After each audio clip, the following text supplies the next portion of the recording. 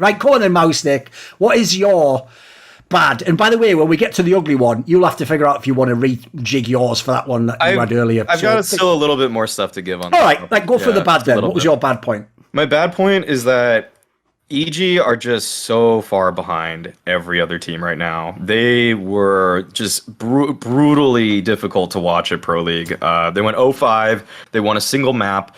And I'll just tell you guys, they played 11 maps at Pro League. They only were able to achieve 13 or more rounds once, and it was against Complexity. Yeah, and it was the one map they won. The one map they won, they got 13 or more rounds. And so, yeah, I think that right now, EG, you look at what they're doing, and this is just a project that, in a way, I can't really go as far to say that I think they're not going to make it through the America's RMR, but they are by no means competitive on the world stage right now. And I think it's just super difficult to watch, because when we saw them at Blast at the beginning of the year, I kind of felt like, oh, okay, well, Automatic, Rush, and Stewie actually looked like they were the best three at that event. But then this event comes around, and it's actually Breeze and Cirque who are the best two. So there's not even consistency in who's finding success on the roster. The T-sides are just abhorrent. They're like really just... Stewie is just like running into his death every single round, and it's not even fun to watch. It's not even like, oh, what was the idea there? It's like, oh, he just really wanted to die in the first 20 seconds of this round. That was cool. So I really wanted this EG roster to work. I mean, I don't think it really it goes without saying that I think a lot of people from North America wanted this roster to work, given the tenured players that are on it, the fact that you have three guys that won a major together, but they're miles behind even what Complexity are doing. And it's not even a competition for who's the second best NA team. It's obviously Complexity. EG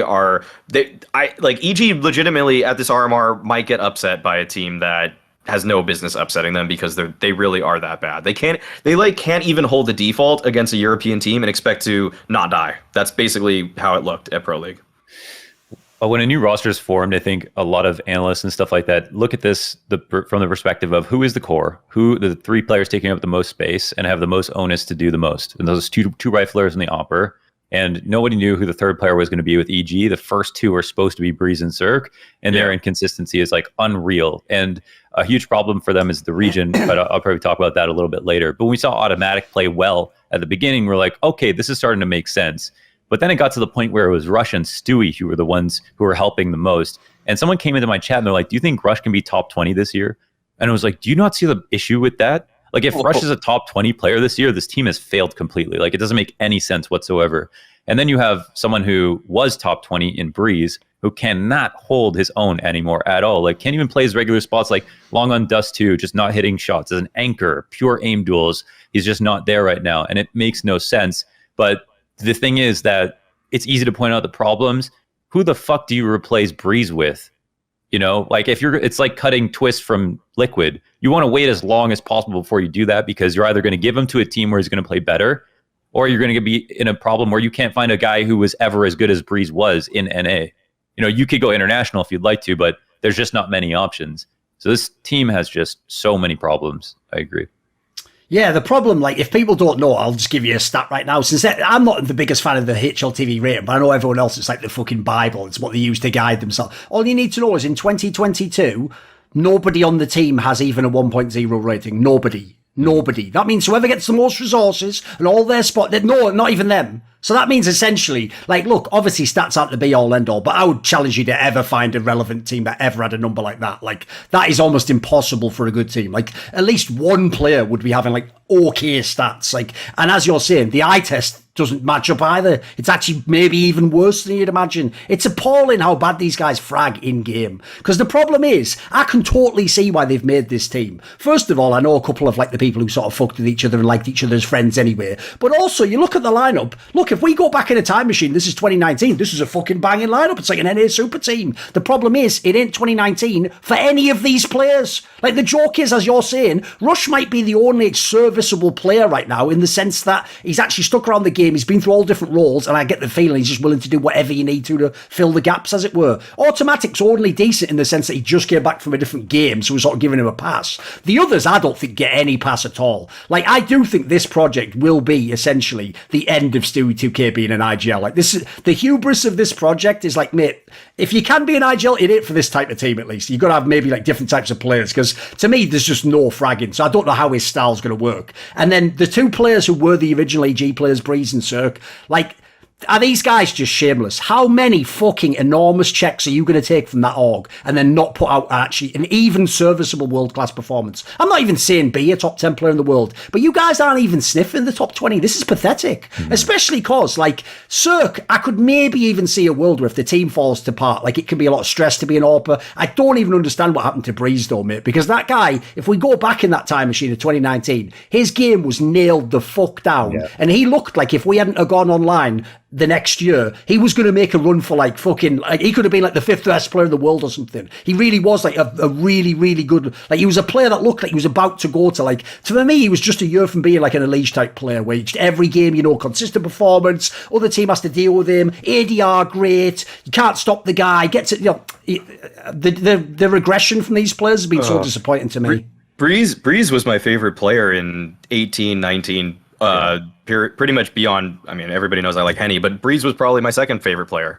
Just like the lack of resources he got and the success he found was undeniable. It was such a pleasure to watch. And yeah, I don't know right now what's going on with him mentally or what, because with how he was succeeding before, it felt like it was all self-driven. Like, it didn't have to be a structure around him that worked. Like, man, like, you're talking about anchor spots earlier, Launders. Like, the way that he would anchor A on Nuke, it's like he was always good for 2, almost 3 kills. Didn't matter how crazy the exec got. Didn't matter how many people were in perfect trading position. Like, his time to kill was so fast, and he was so good at playing that back silo position. But now it's like, if he gets 1, I feel like EG that's expected. That's expected, 1 or none. And it's like, what? Like, how did he go from being one of the best backside players in the world to like Kyojin levels of performance there? It's just baffling to me.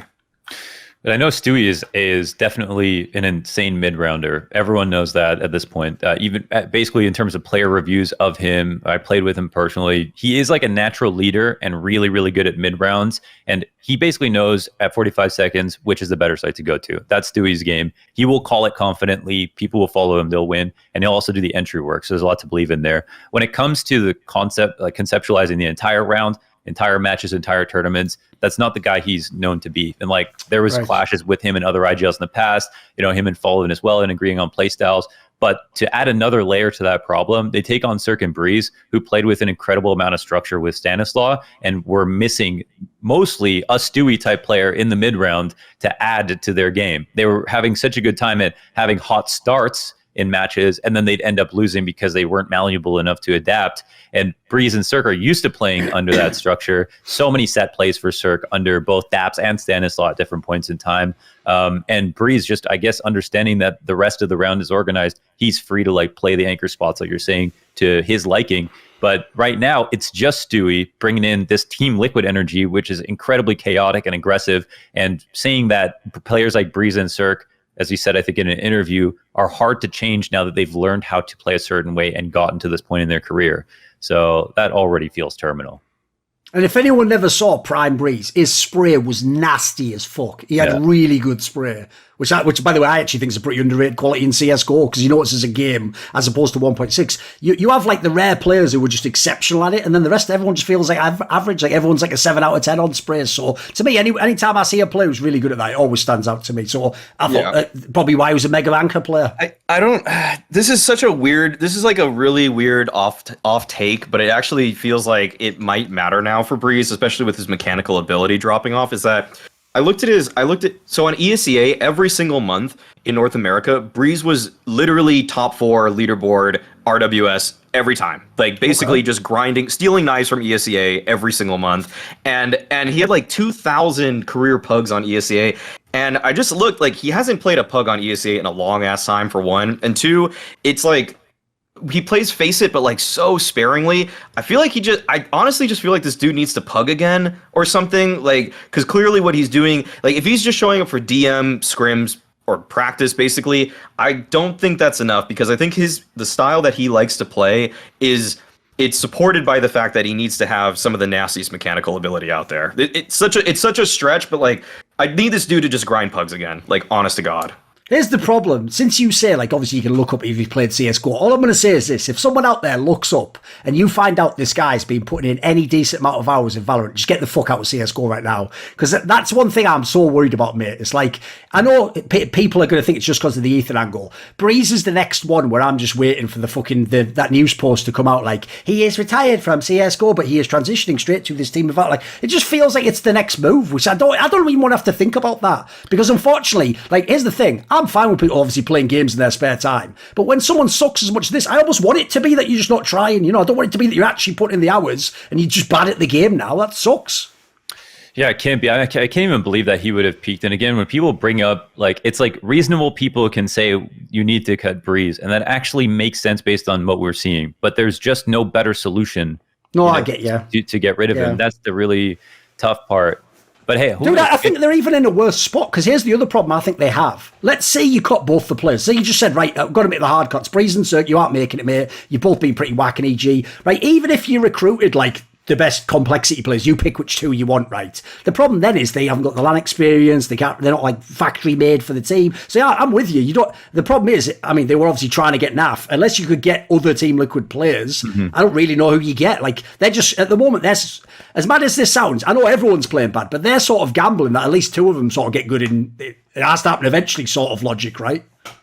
Yeah, I'm actually going to, that's kind of my next point to talk about kind of the other teams as well. So I'm not. It's all right. We'll get to it. Want to see more cool, funny, interesting clips based on topics from my content? Well, subscribe to this channel then, or, you know, be a pleb and don't.